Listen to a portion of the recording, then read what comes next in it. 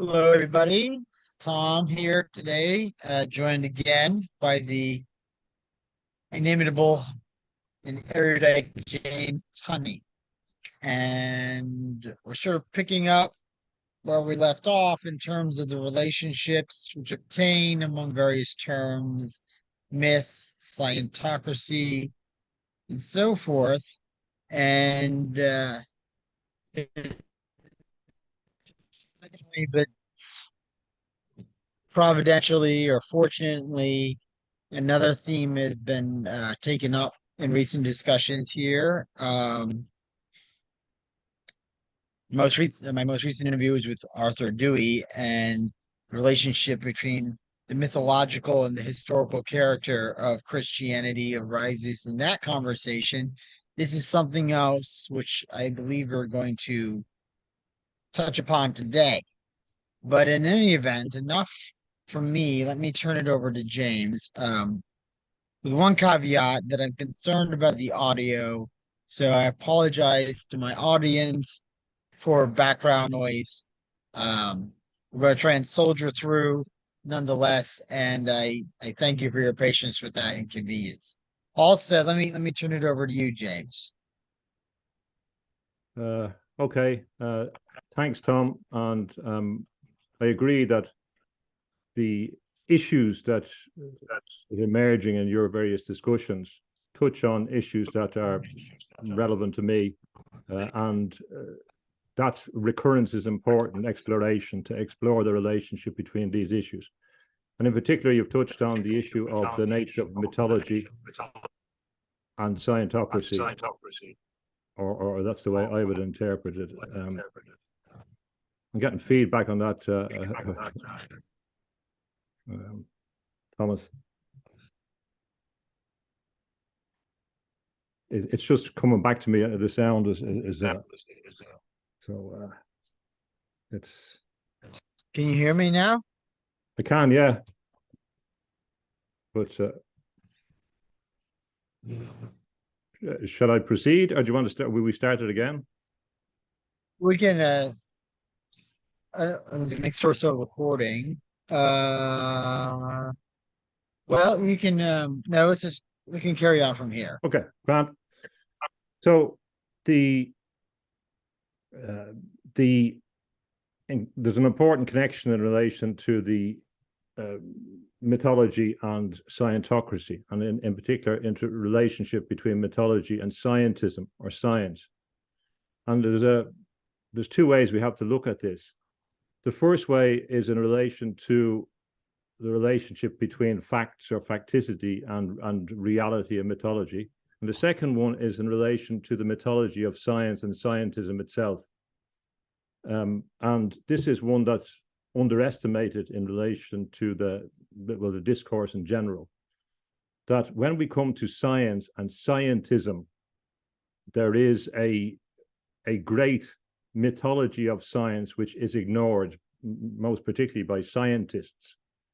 And the idea of the mythology of science has been explored by a number of writers. I'd point to Mary Midgley in the United Kingdom as a philosopher who has explored the mythological basis of science. Now, in that context, she's looking at myths in the context of a myth as a false statement or a false assertion, an implied argument, not necessarily at the ancient myth, but that comes into it. So we also have to consider the impact of ancient myths on the context of science and scientism, and we touched on that in relation to Babylon, which is important. So in relation to the idea of the myth as a false statement about something and a popular meaning of myth, we have a number of myths that are very, very important. And in particular, she focuses on the myth of omnicompetence of science or omniscience of science, the myth of progress, the myth of the social contract, and she argues that these are inherent myths that scientists live by and that we live by in the book Myths We Live By. So that is important, and we can see this false mythical context applying in most particularly in relation to artificial intelligence.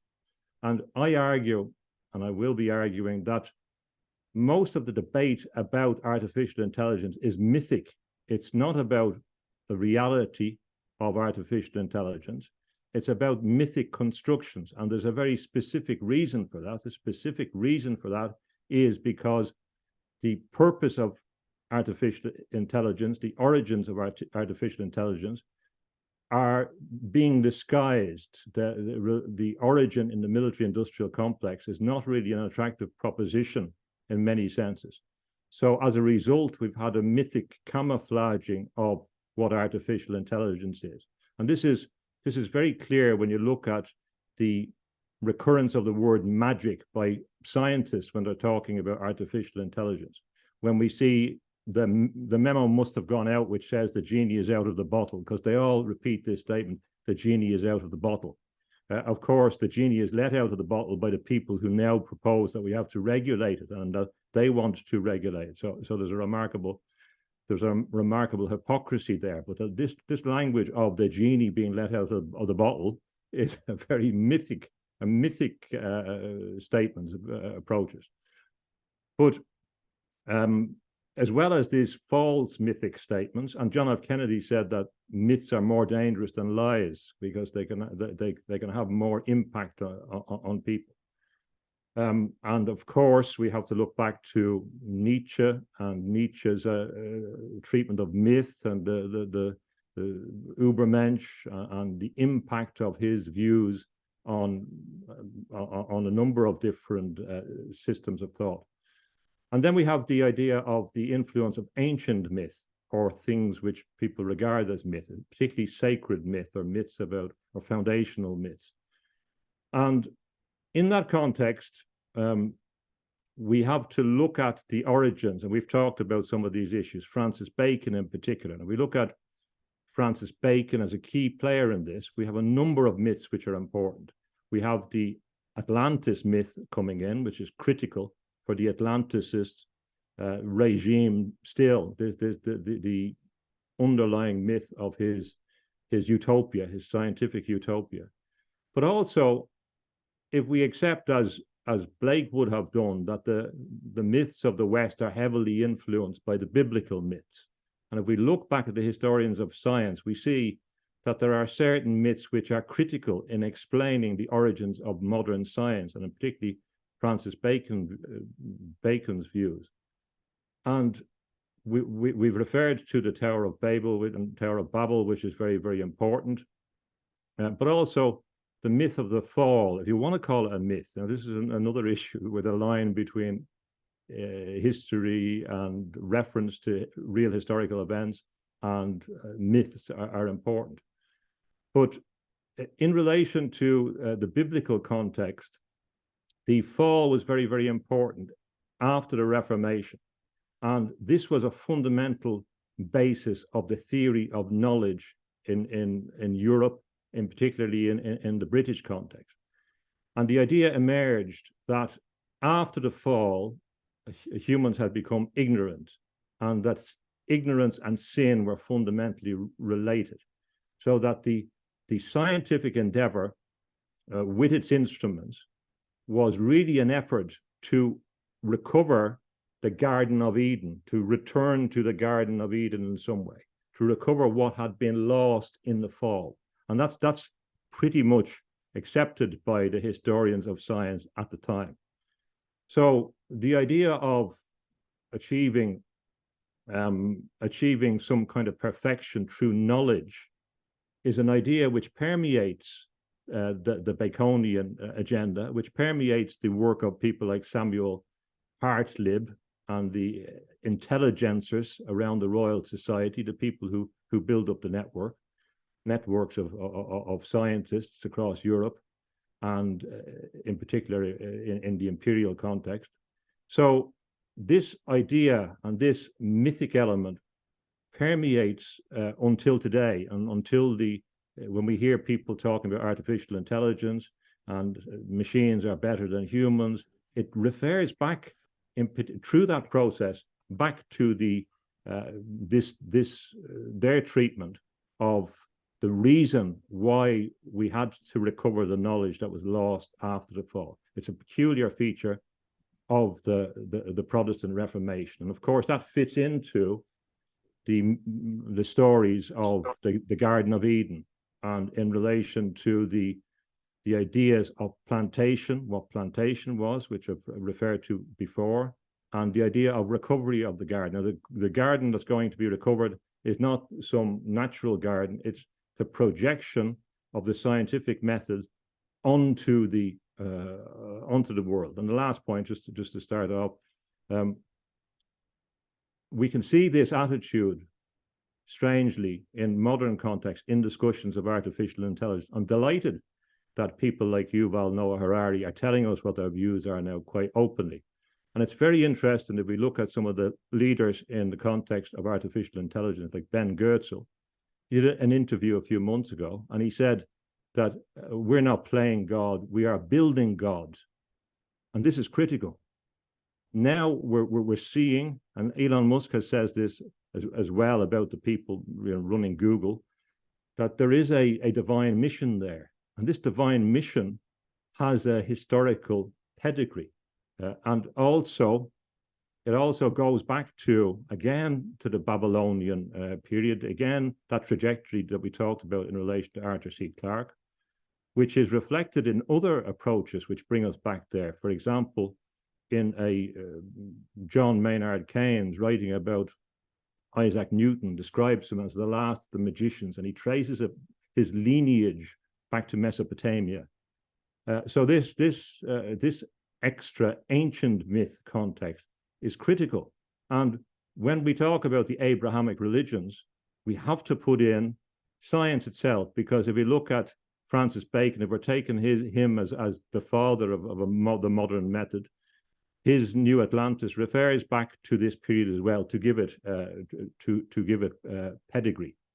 So some of these myths are alive and well. We can reconcile in our notion of myths, for example, some theorists say that, which I don't agree with, that a myth is something which people understand is not historical and is untrue. I don't agree with that, because I don't believe that people believe that their myths were untrue or not historical in the past. I think this is a modern reflection. But certainly in the context of those two classes, the myths which are false, the claims about the body of science, about scientism, about technology, about progress, the inevitability of progress, and other ideas about where we're going. We see, for example, in the artificial intelligence context, a myth of the promised land. This is radical abundance. It's a statement in a mythic way that we are going to live in an area of radical abundance after this artificial intelligence, while at the same time they're telling us that we have to cut back and we have to reduce it doesn't make sense, it doesn't go together. It's a mythic presentation. So there's false myth and there's ancient myths mixed up there, as opposed to looking at the reality of the origins of artificial intelligence. So what I'm saying is that Scientocracy is inherently mythical. Most of futurism is mythical. It's built on myths, and it's claimed to be mythic. So with 2001: A Space Odyssey, going back to the Greeks, the future is something that we imagine. It looks technical, it may look plausible, but it's based on a mythic construction of the future. I think I'll leave it at that, an opening statement. I mean, that's very sweeping and effective as an introduction. As you speak, a few questions occur.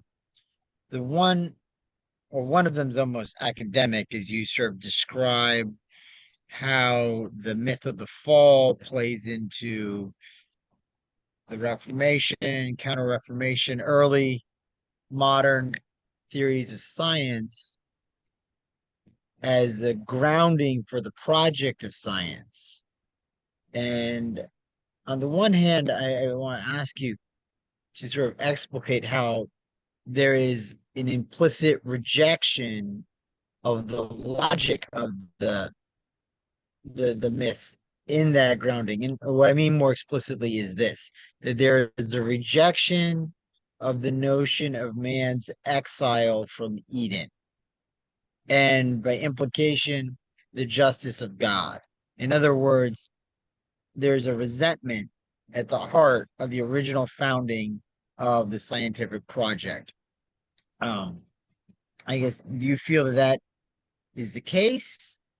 And then academically, I'm also reminded of Milton, whose Paradise Lost, I think, was an integral text for many figures in that interval that provides a sort of.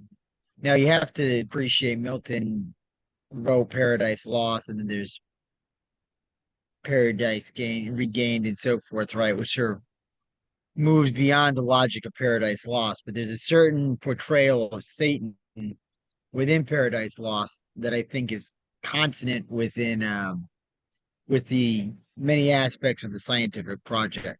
So to turn it back to you, what do you think about all that? That there's actually an acknowledgement of the myth as having a kind of reality, and then a rejection of what can be derived from that reality in the decision to exile man from the Garden of Eden. Yes, what I find difficult to understand, and suggested by your question, is the why the Old Testament and the older texts are more important than the New Testament. And this is the thing that really is not easy to answer in this context, because it seems that a lot of the mythic construction of the mentality behind empire in Britain was a reference back to the ancient Israelites in a particular time, and I think that particular time brings us back to Babylon and those times. So they seem to be more interested in the Old Testament rather than the New Testament, which is interesting. In that, I think you're right in the implication that it's a resentment, but there's an extra element to it. It doesn't end there. The resentment is a kind of put to the side by the leverage of this new technique, of the instruments of science, of the instruments of empire. So that Francis Bacon takes a line out of Daniel, which there's no reading I can do of it, that gives the construction, which he believes leads to a justification or a necessity to exploit circumnavigation of the world. It's just one line out of Daniel, and you kind of say, well, I don't know where he got that from, but it was important. So you have an effort in construction of fragments of the Old Testament to construct a picture. The resentment then is turned into a fuel to drive this new agenda.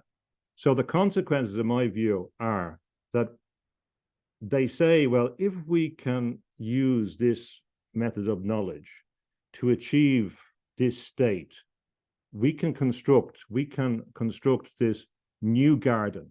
And in constructing the new garden, we can recover the paradise partially, but it's more than that. And this is how we get to, I think, views of people like Harari and Goethe, is that if we, going backwards, can recover these things, we can do what Prometheus did and slip into heaven, and then we can take over. I really believe that that's the extra bit that we have to bear in mind. That if we take this, the celebration of Prometheus, and it's a trickster, if you like, but it's not that. It's the audacity of going against the gods. Now, they don't tell you about, that these things don't end well, that the gods don't like, when you're messing about with them. These stories don't lead to success, but they're willing to sacrifice something in order to get as near as they can to a simulacrum of heaven or simulacrum of paradise on the earth. That will do them. So implicit in that for me is an exclusion of commitment to certain values with a focus on this goal, and particularly in the material world, to privilege the material world. So yes, there's no question. I think that the resentment is inherent in there, but there is an idea that there can be a godlike position which is attained by that, and that is worth struggling for. And this is what's inherent in this effort to recover the Tower of Babylon, to recover, to rebuild it, that we find suggested in Arthur C. Clarke. So resentment, but divine ambition as well. Does that perhaps actually begin to address why the sort of mythos of the Old Testament receives primacy? Because arguably with the New Testament, you have a different vision of value, one which would exclude power as something to be actively sought and exercised. And as a consequence, there's going to be an almost ineradicable tension with the suggestions of the gospel ethically, as for example, in the Sermon on the Mount or certain other passages where you have an inversion of imperial mores. There's going to be a tension between that kind of ethical vision on the one hand, and on the other, the yearning to supplant the order of nature, and create essentially a slave society. I think the focus on the Old Testament, maybe to put it more concisely, is that the Old Testament represents for them through the notion of the law exactly the kind of ethical game they want to play. But the overturning of the notion of law and the promulgation of a vision of love and mercy is at odds with this project. It must be, in my view, and this is a thing that we have to get back to, about the issue of the historicity or the facticity of the life of Jesus. That if you don't accept, for example, which I do, if you don't accept Jesus as a historical figure, strangely, there's more requirements then that you must explain the power of this myth. If you're saying this is a mythic story, you must then explain why it has been so powerful over 2,000 years, which is strange, but that's not what a lot of people do. And we can come back to this. But if you examined it as in a kind of archetypal way, you would have to say that this is an example of the same myth that George Lucas is talking about the empire and struggle of the hero against the empire, or George Lucas is a reflection of this, and the empire is inherently bad it's the thing to be struggled against. So if you're just building an empire, well, really then that's not an appealing story to use to galvanize the troops, that really, we're creating this thing that the hero, if you like, or the divine figure is struggling against. So I can't really see how empire allows you to celebrate the New Testament in the exact same way without altering it significantly. And that's why when I've talked elsewhere about the rapture and John Nelson Darby, and how that for me fits into it's a corruption for me, which suits imperial needs, and it leads to very strange results. So the older books suit more, and it brings back to a time that this imperial endeavor is very interested in, back to the time of Babylon and back to that era, because they believe that that's the crucial point. And their desire to go back there, as we see in Arthur C. Clarke, as we see in H.G. Wells, that the New World Center will be back there, is a reflection of what Otto Rank talks about in relation to the significance of the navel, or the omphalos, and that if the navel of the world is in Jerusalem or Babylon, well, then that has to be recovered as well as part of the global enterprise. But I can't see that Jesus Christ fits in very well with the imperial story, in whatever way it's worked. I mean, he is. I think well, there's the tragic fashion in which, in the history of Christianity, Jesus becomes appropriated in order to serve imperial interest vis-a-vis. Yes. Not simply, it's a complicated story, but as just Constantine and the so-called Constantinian Christianity is an appropriation of the gospel to serve imperial interest, as opposed to prophetic Christianity, as it is sometimes been labeled. I don't think we're actually, for a second, I was concerned that we were getting a little afield, but actually we're not, because something else you'd raised as or corresponding for the conversation is the significance of Golgotha and its mythic, or the place of the skull where the crucifixion of Jesus is said to have taken place. Perhaps this is an opportunity to relay your thoughts on that matter. Yes.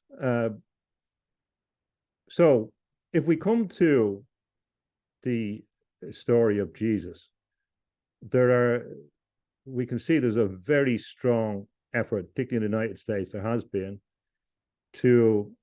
which continued on from the biblical interpretations in Germany in the 19th century, the biblical scholarship, the effort to say everything is mythological. You can't accept this as real. This was an effort which corresponded with the rise of scientism, and scientism obviously had to, or saw that it had to replace any idea that there was historical fact in relation to the story of Jesus. So Orientalism, etc., in Germany was related to this rewriting and the turning into myth of the story of Jesus. Now, so we see this in the life of C.S. Lewis, where because he's so rational, he can't accept, the Christian story until being around people that understand history and understand mythology. They convince him that the factual thing happened, although they weren't necessarily. The people around them didn't necessarily believe in a religious sense or spiritual sense. They said, well, actually, this happened, and that was a significant event in relation to his acceptance and his turning towards Christianity, or turning back towards Christianity. So there's a very important point here, that the people in Oxford and Cambridge, but they were experts in mythology, so they knew a myth from a historical evidence, and they could distinguish between them.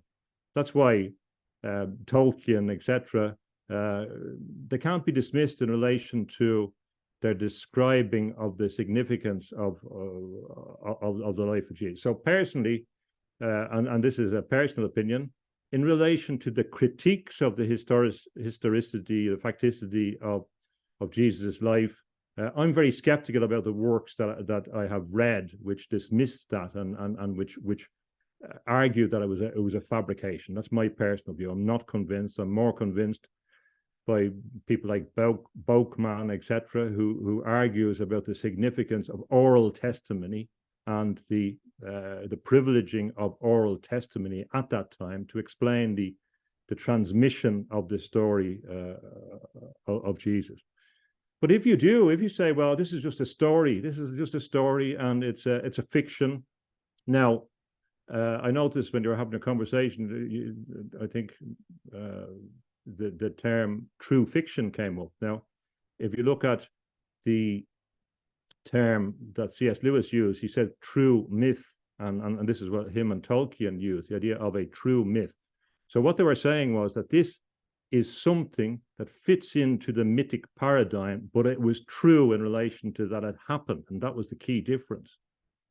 So that's not that's a very important distinction. It's that the fundamental elements of the story they believe happened, and again we can add to that the scholarship of the various, accepting the differences, the different emphasis, the privileging of oral testimony. Now, in a legal context, you can tell about how significant oral testimony is.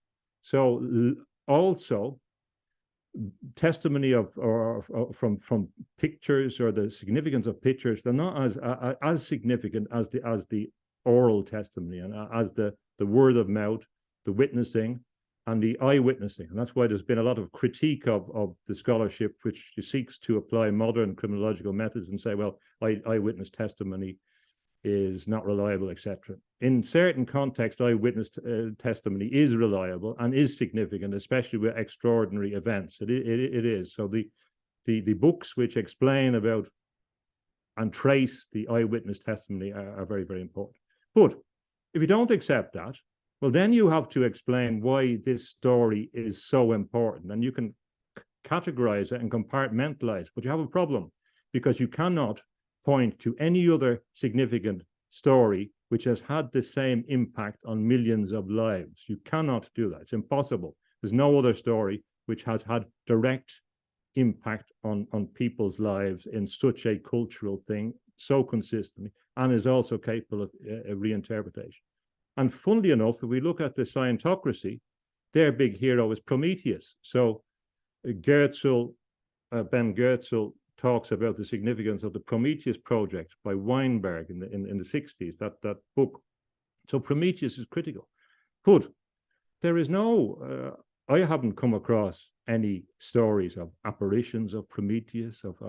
It's absurd that this construction, a literary construction, is equiparated with a real figure. Nobody really claims that, but yet it's extremely powerful.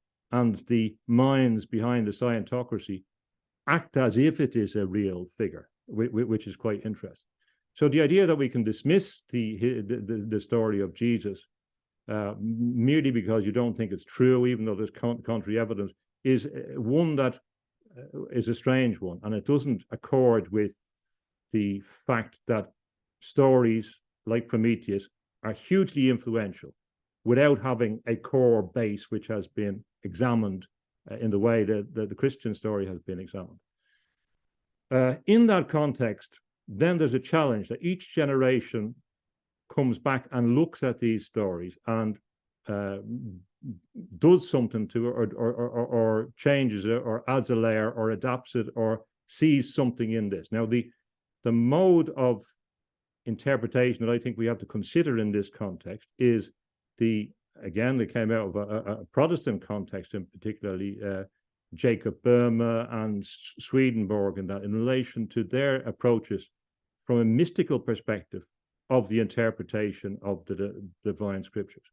So when we come to Swedenborg, the whole basis of his work was of his divine inspirations, locutions, apparitions, which led him to the conclusion that we couldn't accept the Bible literally, or solely literally. Now, he didn't mean we dismissed that, but what he said was that there are different levels of meaning in the Bible, and that you have to look at the different levels. So, for example, when you're looking at the creation of the earth in 7 days, you relate it to, it could be the 7 chakras or the 7 whatever. There's different layers of meaning attached to sacred scriptures. And that this is consistent with the Jewish approach, that the literal meaning is the darkest meaning. It's the least revelatory in certain contexts. That's particularly with the older text. So if you look at Jacob Boehme in relation to his approach, and this is the approach which is fundamentally the basis of a lot of the Western magical tradition, is the focus on symbols and signs. So Boehme was talking about the signature of all things, and this was a crucial part of the mindset. So when you approached a a text or a magical text or the world, you had to look at signs. Now, signs, we might say symbols, were the modus of connection to the higher domains, and they were intentionally left there. And again, there is the term signs and wonders in the Bible about that signs would be a mode of communication from the divine. So when we come to 1902 and William Butler Yeats, his essay on magic, he's explaining that the symbols are the link between the great memory, the great mind, and the magician. So this focus on symbols, signs, is very, very, very, very important.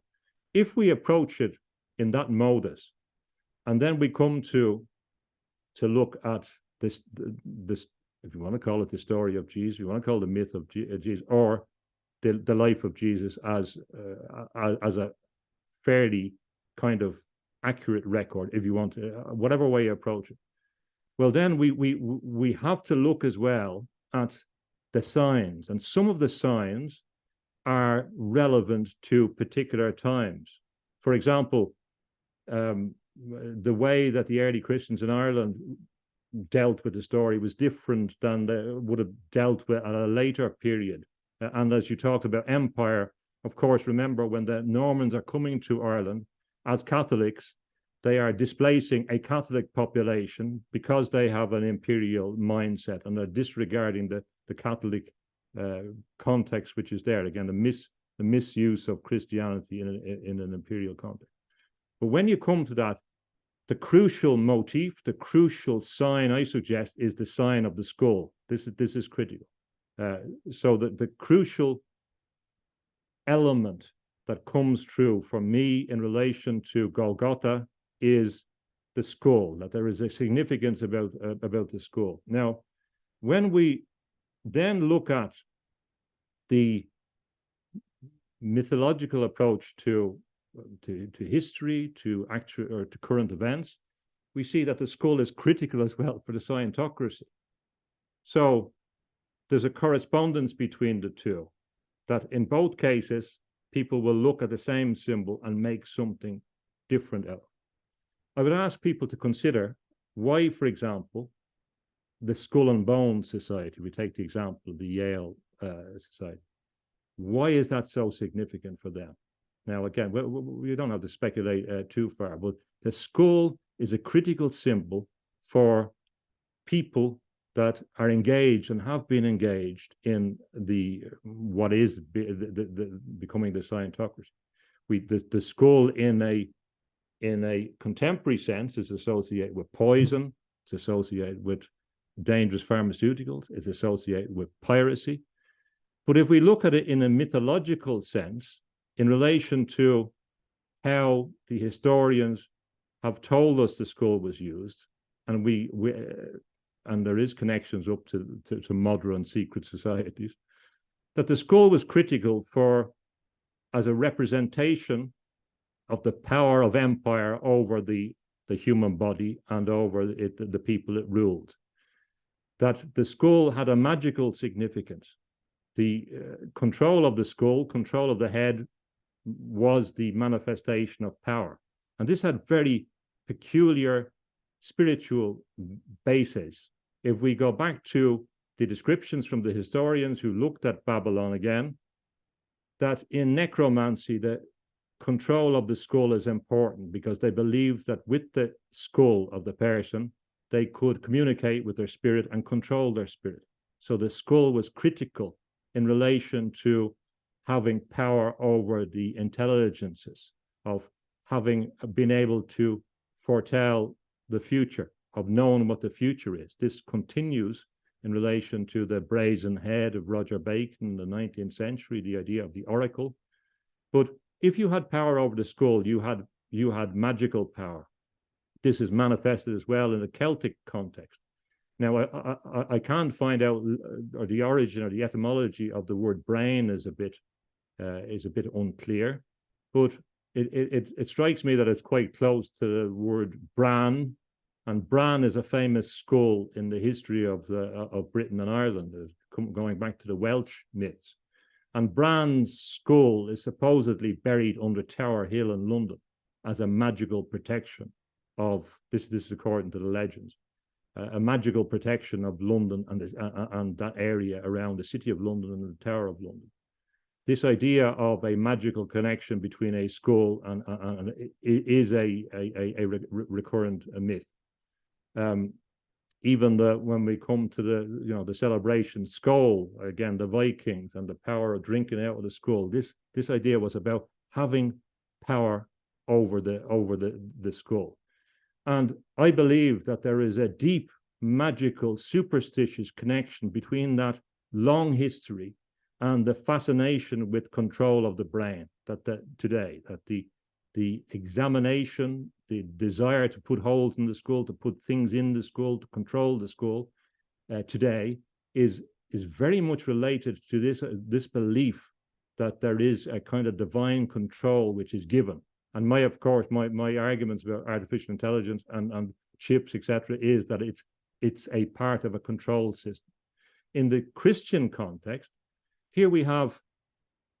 Now, it's interesting if you look at how artists have looked at this. For example, you can see this in One Flew Over the Cuckoo's Nest when it comes to getting the electroconvulsive therapy. He describes it, Ken Kesey describes it as a crown of thorns. And that's a quite apt artistic interpretation, that the effort to control the brain was, reflection back to the crown of thorns. What artists focus on in these stories is very, very important.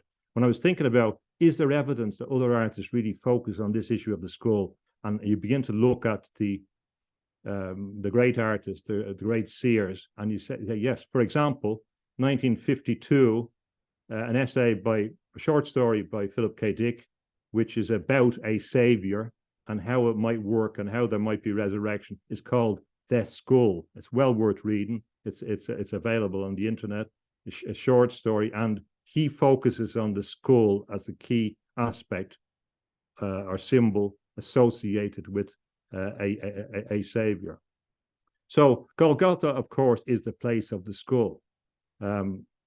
Calvary describes the head. It describes a calvarium in Latin, the head, cranium, etc. Now, what we have to then ask ourselves is that purely an accident? Is this purely an accident in relation to the story, in the whether you accept it as a myth or whether you accept it as real? And we find, I suggest that in all the story of Golgotha, signaled by the focus on Golgotha and the place of the skull, we have a skull symbology. And brain, we find the issues, a preemption of the issues, which now, with the passage of time, are relevant. Of course, the tomb was there as well, and the story of looking for the tomb is another aspect of the history. So General Gordon, for example, who has a mystical approach, he realizes that he imagines that when he's going to look for the tomb of Jesus, and particularly from a Protestant dimension, that he needs to look for something. So there's something in the sign of the skull. So therefore, he located what he imagined was where the body was entombed in a hill nearby, which looked like a skull. So what he was focusing on was this skull image. Of course, the body escape, or the body resurrecting and coming out of the cave, is kind of anticipated by Plato's caves. The story of it fits into a prior idea of escaping from a confined, whatever way you want to look at that. Even if we come down to the robbers on the left and the right side, which I think is quite amazing. If you read McGilchrist's books, The Master of the Emissary and The Matter with Things, we come down to a determinative view of the significance of the left and the right brain and how they approach the world. And funnily enough, I believe that that's anticipated in the robber story. We have one robber which says, okay, which can represent the left brain. If you're God, throw yourself down and save yourself and demonstrate to me, or I won't believe you. Whereas the other robber says, after a while, well, I believe, or I have a sense that you're what you say you are, which is quite a remarkable and succinct statement of the two different hemispheres of the brain in some way, that symbolizes, if you like, what in a very erudite, complex, scientific way in McGilchrist is saying about the difference in relation to the attitude of the centrality of ourselves. There's a couple of other strange features. If you look at Blake, one of the things he was famous for was this a picture of the lottery for the garments. Now this is this is again an interesting element. So in Blake's context, this was important. The garment and the Roman soldiers drawing lots for the garment. What I find odd about this, or what I find relevant about this, is an interesting thing. There's a lot of, and this seems strange, but I suggest it's relevant. There is a fascination in the Scientocracy with insects, and it's difficult to understand why there is this fascination with insects, with insect food. You're going to be eating bugs shortly, Thomas. They're going to be in this radical abundance. You'll have a radical abundance of locusts and fried locusts, etc. You say, well, why is that? Where did that come from? Now, the thing that worries me about this, when the Scientocracy is pushing this insect stuff, is that chitin, or chitin, whatever some people pronounce it, shit, doesn't sound. Chitin is what insects use for their shells, and that's the hard part of the shells, the carapace, etc. It's the structure, it's the structural building blocks.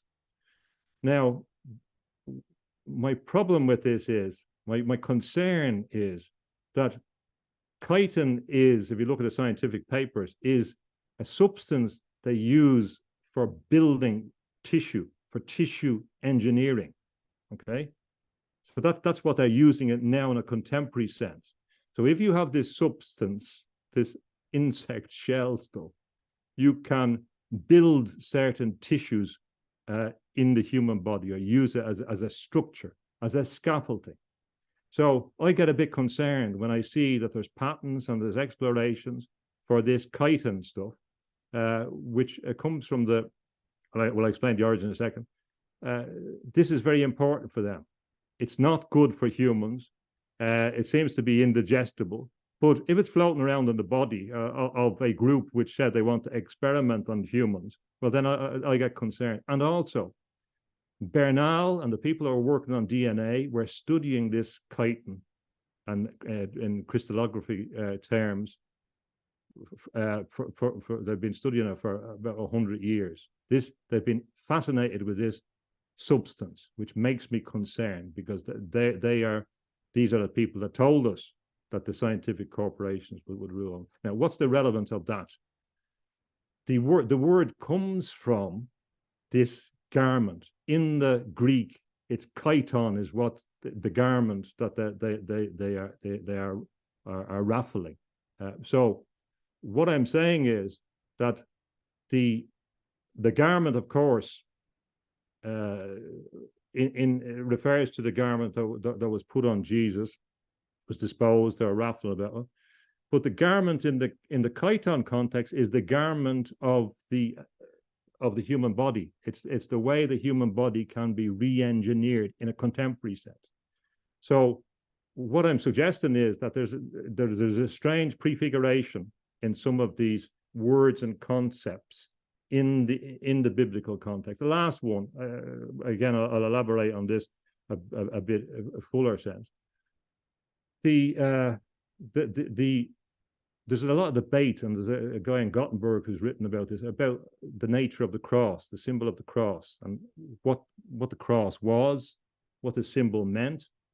And there's a fair bit of evidence, or a fair bit of belief, that the cross that we see is not representative of the original cross, that it was probably a T-shaped cross, the Tau cross, which is, as St. Francis or the Franciscans, I think, use. So that the cross that Christ was crucified on was a Tau cross. That's a matter of debate. But funnily enough, the Tau cross is represented, is kind of represented on the intersection on the skull itself. This shape is on every human skull. There is a T-shaped linkage between the cross. And strangely, again, in relation to brain science, the proteins that are emerging as the critical proteins in relation to Alzheimer's, in relation to consciousness in particular, are the tau proteins.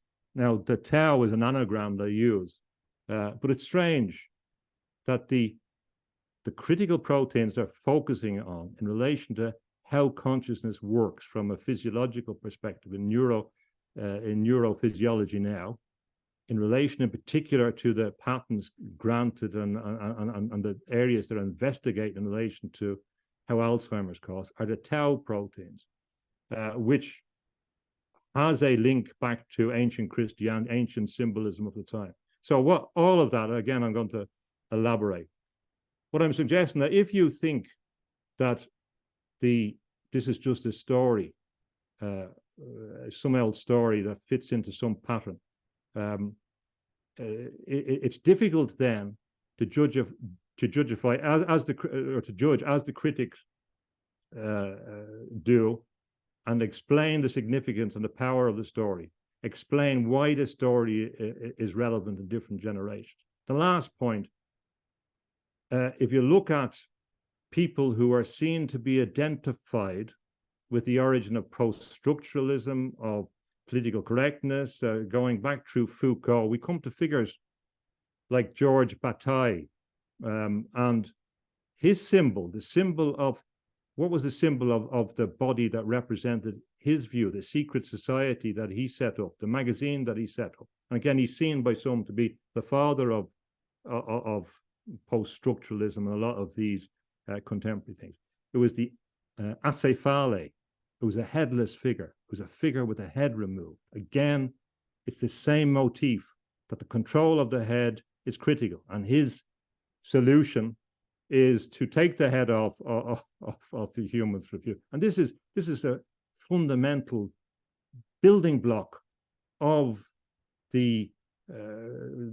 of some of the more advanced critical schools in contemporary. So, in summary, what I argue is that one, you can't dismiss the facticity of the story of Jesus very, very easily. If you do, still, you have to try and explain some element. If you then approach it in the tradition of certain modes of interpretation that have been fundamentally important. Swedenborg is one of the major influential figures in Western culture in the last couple of 100 years. That you see in it what Burma talked about, the signs, which are relevant today, which makes the story curiously relevant. And in that, the relevance of the story, last point, two bits. It focuses on two things. The incarnation as being significant in my view. The incarnation is a critical aspect of what humans are. And that secondly, despite incarnation, if you like, that spiritual consciousness is transcendent and persistent, and that they go together fundamentally. And why incarnation is important, again, we can see it in people like Jacques Ellul and Charbonneau when they go through the work and they say, well, how do we solve this problem of the technological society? Both found that the incarnation in the Christian story was critical. We can add, of course, onto that, Illich talking about life, the notion of life going back to the Christian thing. We talk about Jung and the idea that individuation goes back to Jesus, and we can talk about Steiner seeing Golgotha as critical. So building on Steiner, I would say, as an extra bit to his mystery of Golgotha, that it's clear to me, taking the modus of interpretation, which is justified on a number of bases, that the skull is the center of contest, and that the Christian story is a celebration not of the skull, but of the spirit and the spirit which it contains, and that the other bits that the Christian emphasizes, they emphasize, for example, there's the holy face. I know you're annoyed with the masks and that, but this tradition of the significance of the face is critical in Christianity, which is critical in the Renaissance. It's critical in relation to the expression of the spirit, whereas the skull is static. The spirit is manifested itself in particular ways, like the face. The heart is, the spiritual consciousness wasn't located in the brain in other cultures. It was located in the heart, in other parts of the body. This is another idea, the idea of of getting cognition and spirituality together, which is a different view. So I know that's a whistle-stop tour to it. In summary, I believe we have to look again at the story and its relevance. And also, last point, sorry for saying the last point, the last point, and if you do, and you say, there's nothing to see here, this was all invented, that these stories are not true, you're going further than Machiavelli. You're really going further than Machiavelli. You're going further than the mafia. The Machiavelli believed that a good leader had to maintain this divine context.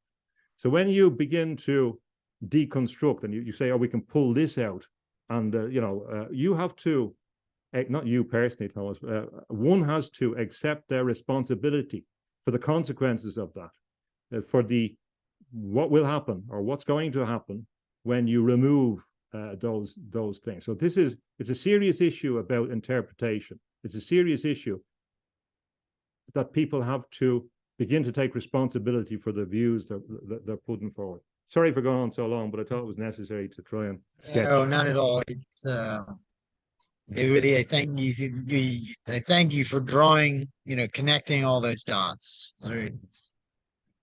bringing them together, because you draw that together, weave that tapestry. It has a kind of power which won't be present if you simply indicate things in an ad hoc, hither and thither fashion. I have little to say except for fundamental accord with what you're suggesting. I really think the significance of the incarnate is deserving of emphasis, minimally as a point of reconnecting this conversation to the questions of AI and the virtual. Because what those modalities are encouraging is precisely a displacement from our own body. It's taking us out of our own head, if you will, right? As the locus of who and what we are. It's incredibly decentering. I'm reading right now a text by someone whom I respected because of some argumentations that he's made in other quarters, but who here is arguing that virtual reality has the same sort of ontological weight as our ordinary reality. And roughly the argument goes that given an adequately sophisticated technological basis, if you're in a virtual reality, you're not going to be able to tell. It's going to be indistinguishable from the real world. And so, if that's the case, then the virtual world must be just as good as the real world. So, I mean, that's the gist of his argument. And I bring it up because I think it is a token of where we have arrived culturally that could actually be persuasive to individuals. The assertion is that the indiscernibility of the difference between the counterfeit and the original is an adequate basis for the acceptance of the counterfeit. And for that to hold, you have to be taken out, I would contend, of your own body and your own concrete experience, uh, which strikes me as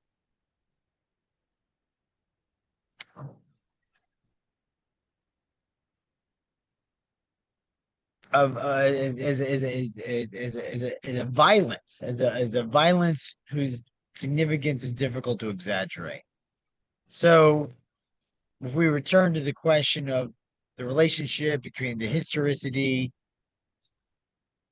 and or facticity of these narratives and their mythological character, the importance of working these concepts and their meanings out, I believe now is hopefully thrown into a sharper light. Because if it really is just all illusion and all a dream, and there is no basis or ground for commitment, then what is left? And I don't like the answer to that question. Yeah, well, on my view, I think I mentioned it before. I believe that we are essentially spiritual creatures made of light, if you like, and that there is an interesting idea in the medieval context in particular, or going back to the early church fathers, that Satan is the ape of God. Now, not and the ape here is imitator, so that what Satan seeks to do is to imitate the divine project. So that's why they can look the same. Remember, Kazansaki says that the doors to heaven and hell are adjacent and identical, which is a frightening thing, and that is very true.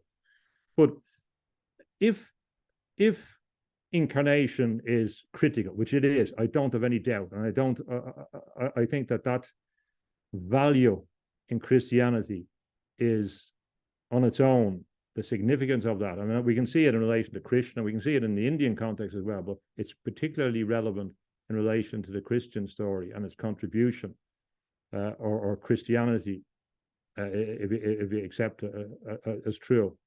But if we begin to flesh out the implications, if it's correct that this is significant and it's transcendent significant, there's other ways that I can apply. Now, I don't know if she said this, I don't know if I'm imagining this, but Kate Crawford wrote a book called The Atlas of AI, which is quite good, in the sense that it's a critique of AI.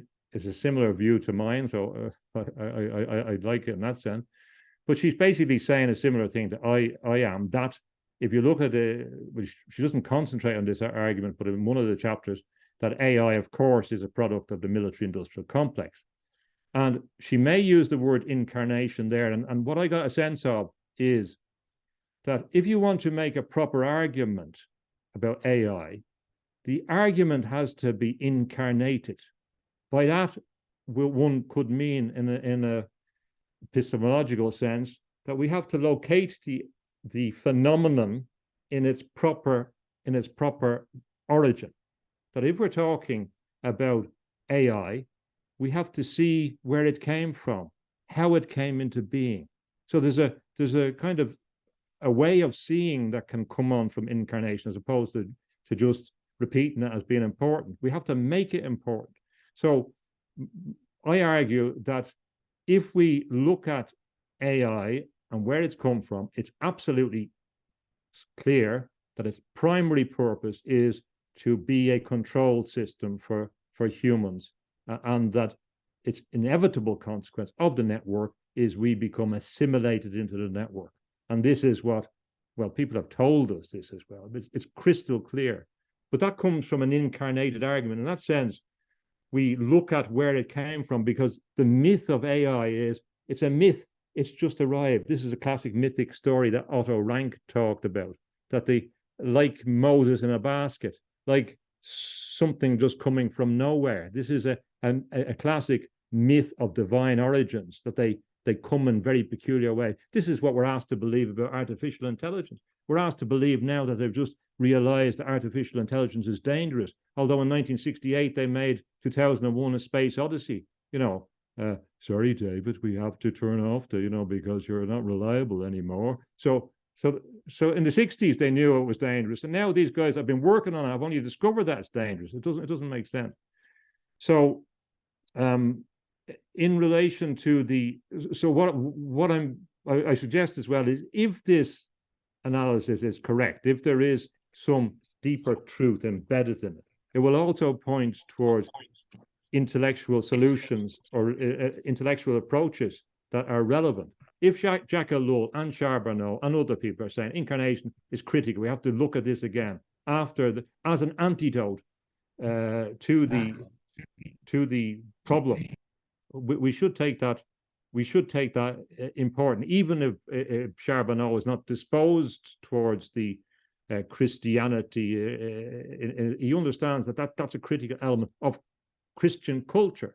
We could argue as well, and I think we must consider about whether there was an inherent cycle intended or calculated about Christianity. That by the time the good news was spread around the world, by that time, it's also written, or the parables are often in terms of an agricultural society.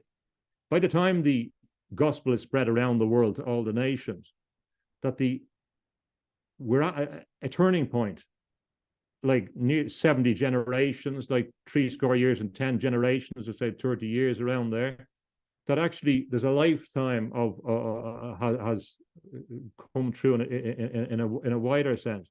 And at that stage, humans would be faced with a choice. Now, this idea is what Arthur C. Clarke uses, a number of science fiction writers use, that once you reach a certain point of evolution, there's a choice to be made and something kicks in. I think there's a similar thing in the Christian sense. At that stage, where we're moving towards a post-agricultural society, that the older Christian stories don't seem as relevant because people don't live on the farm anymore. They don't understand what a field is anymore. They don't know where their food comes from. So these things don't speak in the same way. Maybe that is written, maybe that's inscribed in the process, that at that stage, the central issue that becomes relevant is this issue of the control of the mind. And it's not only about control of your mind in this context. I believe that the attempt is to control the eternal soul, that it's a much deeper thing. And the last point, you're talking about the counterfeit and reality. The technosphere is the thing I've talked about for a while. It's not my idea, but it's quite interesting that U2 open up in the Sphere in Las Vegas with a kind of an amazing technological perspective for the crowd that can make believe they're in some environment, that they're not, where they can sing their songs like Zoo Station, part of the trajectory. And people love this. People are willing to sacrifice the reality for the illusion. We're moving into this. We're at the point where we have to make a choice as well between whether we accept the counterfeit, whether we accept the promise there, or whether we accept or re-examine reality and reapproach our position in nature, our position in the human way that has evolved, and those fundamental concepts that Jung and Illich and all those were talking about. It really, the issue of agency of decision is utterly central. Um, for one thing, if you come back to the question, and how does that agency show up or incarnate with reference to the deployment of so-called artificial intelligence?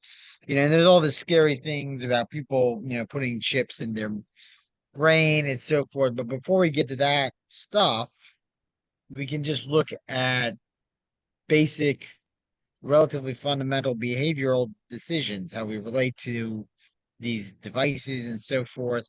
This is to me what's insidious about language generation software like Chat GPT, where people will say, oh, well, it makes certain things more convenient. But what you're doing is you're giving the organ of your voice over to a program, and there's going to be a dialectical relationship between your voice and that program, which will infect your own thoughts and your own ways of speaking, so that even your own utterances become subsumed into the logic and the grammar of a program, which itself is inert, which itself is bereft of actual sentience. And the kind of passivity which arises as a consequence of that cooperation is extremely dangerous, which speaks exactly to your point of control. And it shows up in other sort of like minor ways too, people with their cards using tap pay and so forth, right? It seems innocuous.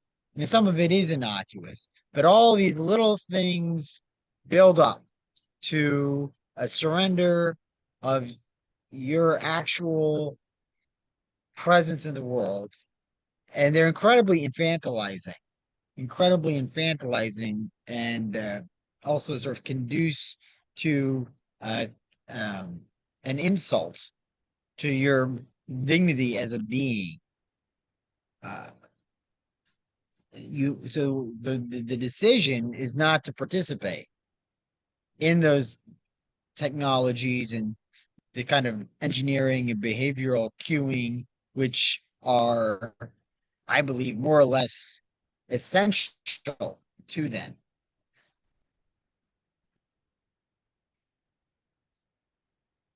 Control, decision, and there's a third point which eludes me and may return, but it also brings to mind the question, and you brought him up, I think, one way or the other in all our conversations, right? But the question of the techno rebel, Alvin Toffler, and this isn't exactly fit into what we've said so far, but maybe this is a chance for you to elaborate upon your position vis-a-vis Alvin Toffler's suggestions. Yeah, he was kind of anticipating that, and he'd seen this. I think if we go back to the 60s, the counterculture and Theodore Roszak was defined in terms of its opposition to technocracy. And people forget about that. That's what the counterculture was in his framing of the issue. And he coined the term. A friend of Jeffrey Mishlove, we've talked about him. So they were aware of these issues in the 60s. They were very aware of this division that was happening, and Dreyfus and other people began to understand the limitations of AI, the problem of context. Context is critical. And then we had, of course, Norbert Wiener, who was a critical player who understands the dangers of cybernetics in the hands of gadget worshippers. So these people, like you can't say that Wiener was a Luddite.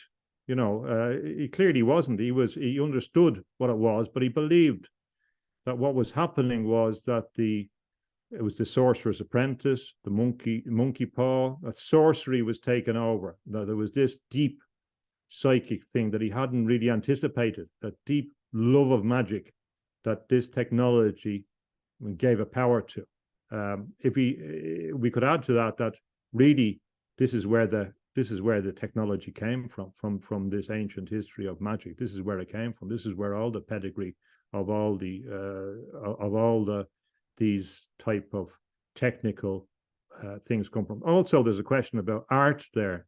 Joyce, Stephen Dedalus, the role of artists is something that we have to look at some other time in relation to their role and the consequences of re-examination of myth, or the consequences of Nietzsche's contribution both to the Nazis and to the Bolsheviks, unintentional or not. The point being about responsibility. But anyway, the techno-rebel was a middle category. There wasn't a Luddite, realized that there was good things about technology, that you had to use it, but they weren't embracing it. They didn't love gadgets. They loved humans. They believed that humans should be the masters and not the servants. They weren't left brain. They were more right brains, to use in McGilchrist's thing, or they had a more balanced perspective. So the consequence of that techno-rebel for me is that one of the things that we have to do is to advocate, from my perspective, the starting point of all my work recently has been that we've had a failure of spiritual evolution.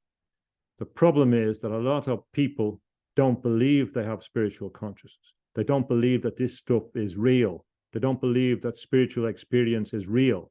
One person I would cite as a counter to that is Federico Fagin, who contributed a lot to the growth of the consumer the chip and silicon gate technology. So he's a very influential technical person. But then he had mystical experiences, so he explores consciousness. So he's capable of living in both worlds, of being amphibious. Robert Bigelow is another person who's interested in space exploration, but very interested in spiritual contact. So what I'm saying is that one strategy that the techno-rebel should adopt is to engage in what Charles Lilly talked about, elite defection, to begin to persuade people who are in the technocratic camps that they're simply wrong, and that also that it is a spiritual universe. Now that can only be done by the quality of argumentation. It's not done by presenting a load of dogma and saying, there, read that. It doesn't work like that. The reality of spiritual consciousness comes into this. The reality of meaning, the reality of the search for meaning, the significance for meaning. These things have to be brought into the agenda. So one of the strategies of the techno-rebels will be to be au fait with the technology, au fait with the arguments, so they're not presenting arguments which are not located in the state of the art, that they understand that, but they also can explain what's wrong with it, or why it doesn't work, or what the limitations are. Because Prometheus is looking at things beforehand, ex ante, and we're not getting the ex post bit. This is the problem in the Promethean story. And we have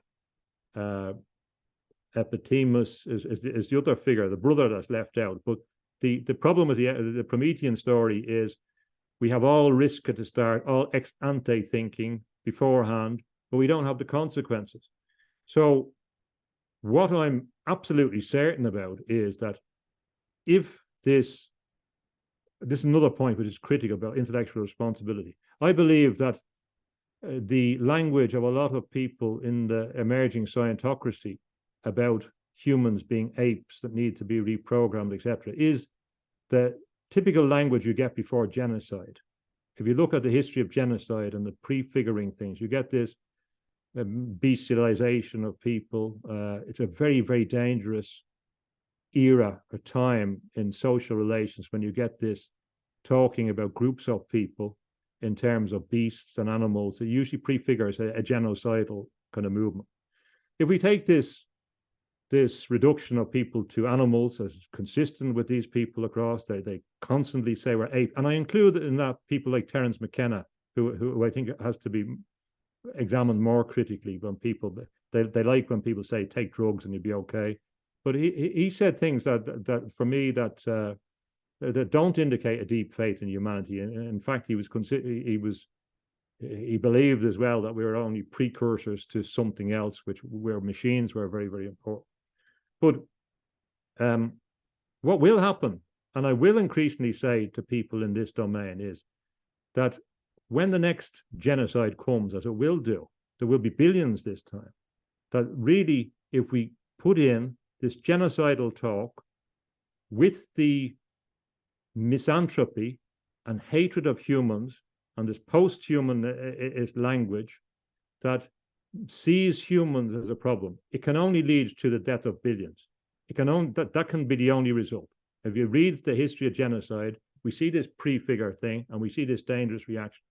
So I would say to people as well that they make these flippant, casual arguments, descriptions of the human being that reject their dignity, that now they have to take consequences. Now you say, well, I don't believe in the afterlife. I don't believe in this. I personally do believe it. I believe there is a karmic consequence, but whether in their lifetime or in the life after they're dead, their words, analysis are increasingly having consequences. And mea culpa, in the sense, I am responsible, as opposed to I am guilty or something like that, or I'm to blame. I think people have to take responsibility for right words in the terms of what Buddha said. And some of these people are going to realize, some of the academics at the moment are going to realize that they're being played by this system, that they will regret. I have no doubt that some of them are going to seriously regret the game that they've been sucked into. They don't realize how they have been used as useful idiots, despite all their great academic qualifications, to promulgate messages that support a particular ideology. And it's very, very dangerous. So I'm increasingly actually reverting to an idea in my disposition, my sense, that the universe does have a justice inscribed in it. But the consequence of that, the consequence of free will, is you have to take responsibility for your decisions. And that now that we have the opportunity to make bold statements that millions of people can listen to, that really these things have profound effects. And this misanthropy that's consistent with the scientism, the empire of scientism, combined with the imperial disposition, combined with the desire of the Malthusian desire, which is in this, and Mary Midgley criticized Dawkins. She believed that he was a kind of Thatcherite, that there was a myth of competition being the central aspect of evolution, whereas of course if you look at Kropotkin and other people, they emphasize cooperation as a key element. So the techno-rebel has to persuade as well elite defection, people that are really involved in this environment, to change their perspective, not to criticize people from this. I mean, that's what the robber on the cross is about. It's about people changing their position. It doesn't need years of study in order to qualify to get the grace of whatever it is you believe in. That really it's about a change of heart, which is another part of the body that's critical. So the techno-rebel has to adopt different strategies. It won't happen in organizations. I'm seeing a kind of knee-jerk reaction of people now that are realizing that we're in a great era of difficulty, and they're suggesting all kinds of ridiculous stuff. I'm seeing a resurgence of people talking about in genuinely classical anti-Semitic ways, for example, which I have no time for. Really, you have to build on the positive things of the degree of whatever you want to call it, rational enlightenment that we have.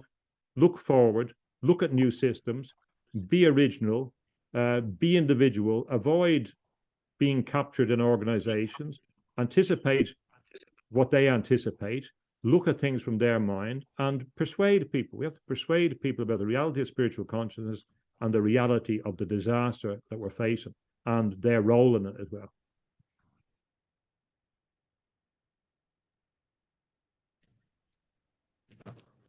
Absolutely. I was hesitating because there's a siren which you may be able to hear approaching. I don't know. Um, I just want to build very quickly on what you're saying about the importance of language and choice of words. Hold on.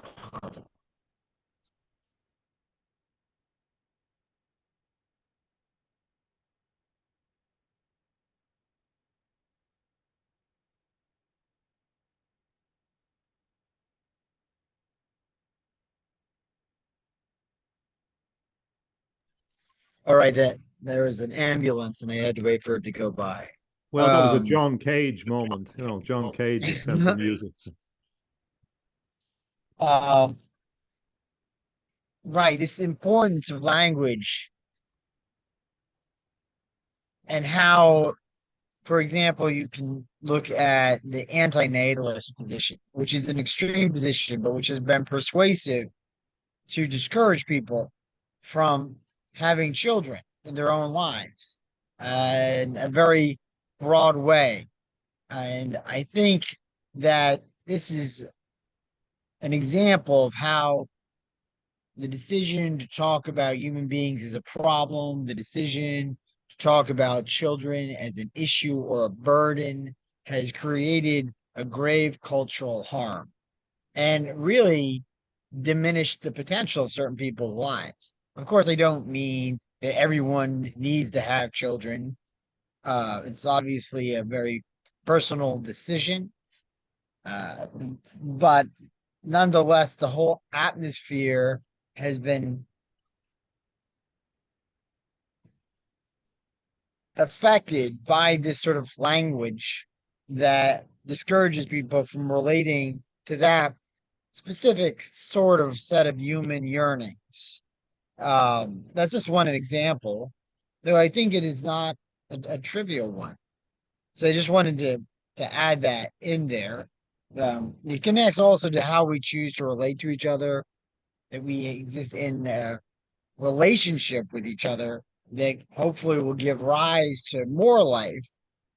The problem with virtuality is that it's incredibly sterile, quite literally sterile. If we move into that domain, then the potential for future life is simply eclipsed, negated, and so on. And it really is intimately connected to how we choose to close the world in our language. So I guess I'm just building on your point, I hope, by way of supplementation. Yeah, I might just a add little. also, it's interesting, unrelatedly to that, but well, not to, the myth of Icarus and Daedalus. There's a detail in that myth which I think is often excluded, but which is interesting, is that Daedalus used to make automata or little robots essentially, and people would go, and he was a very wealthy apparently person because they prized his automata that were so lifelike as to be sort of disarming. Uh, it's just an interesting detail that fits into that particular myth.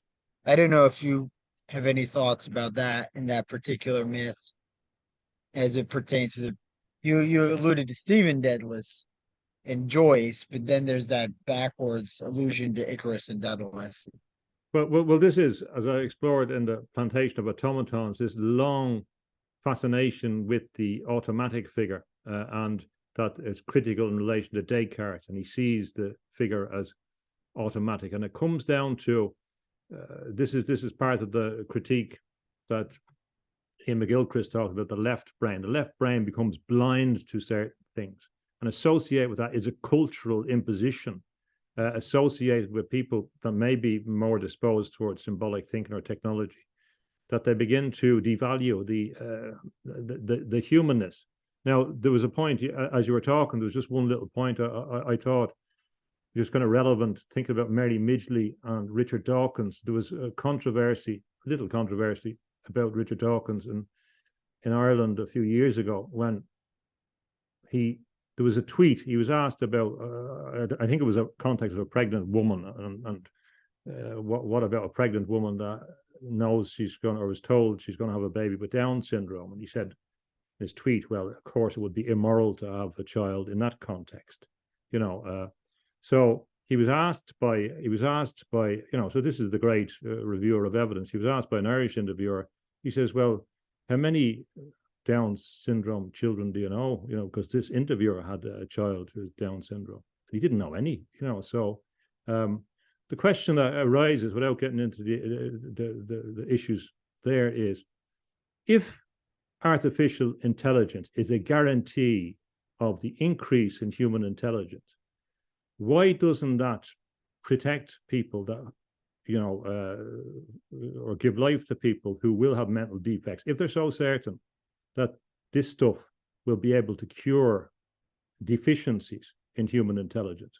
Why doesn't, by that logic, it apply to people that they say shouldn't exist because they're mentally deficient? It won't. There'll be no connection between, because the reality is that artificial intelligence has one goal, and that is to control us. That is the objective.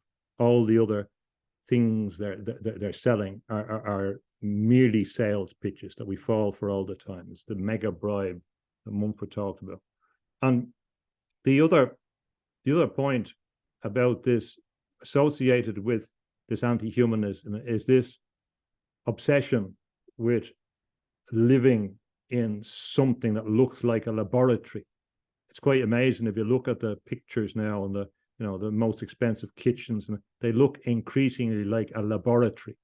It's as if we're moving into this. Well, we are moving into imprisonment. The expression that I would use to describe this, what's happening to us, a word that I've used in my most recent book is immurmentalization. That we are being immured, to be put into a wall or surrounded by a wall. So the vision of the future, Orwell talked about, you know, the boot stamping on the face. It won't be like that.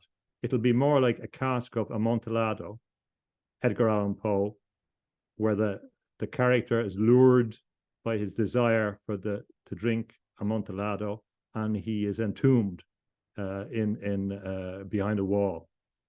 This is an idea that he also talked about being inhumed. There was a word that Edgar Allan Poe used. Edgar Allan Poe had a strong sense of this as some danger in human behavior, I believe, from his concept of the imp of the perverse.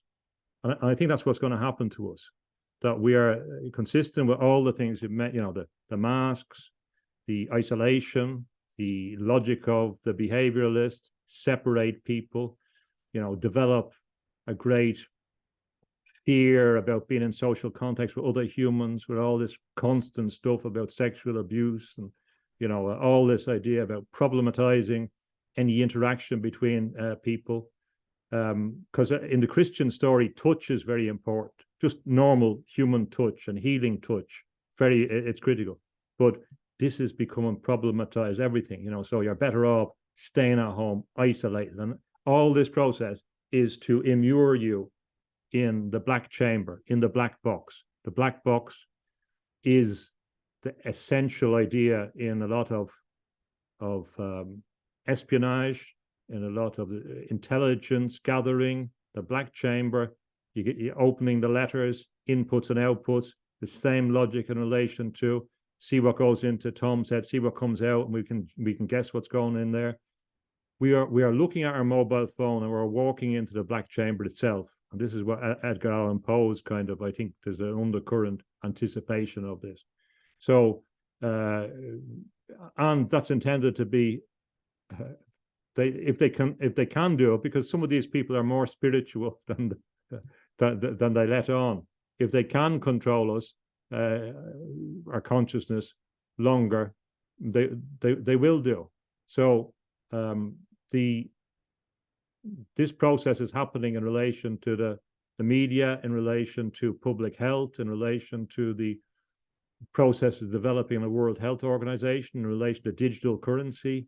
It's very, very close. It's a lot closer than people understand.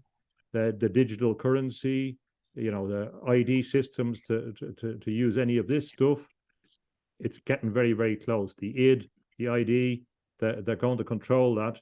And it will be, immortalization of humanity. All the processes are pointing to that. So we have to kind of at least understand that that's what's happening, if this is what we're consenting to day by day and all our little consents. Well, I think perhaps this is the point at which to leave it, in part because my battery's about to die. I don't have an outlet and next to the machine, right? See, there you can't escape concrete mechanical realities, you know. But you have a fine wall there beside you. Speaking about walls, but thank you as always. And we can maybe come back and explore the black box as a notion in itself, because that's also very important for AI and so-called neural nets, and this claim that, oh, well, we don't know really what's happening. There's a black box. I actually think that's false. It's kind of an equivocation.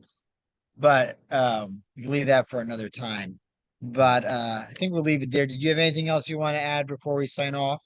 No, as always, thanks for the opportunity and the conversation. I enjoyed it as always, and I look forward to more exploration, and good luck with your other interviews. I think it's nice to have a range of different perspectives, so people can see the different emphasis and make up their own mind in relation to what accords with their own perspective. And so good luck with that.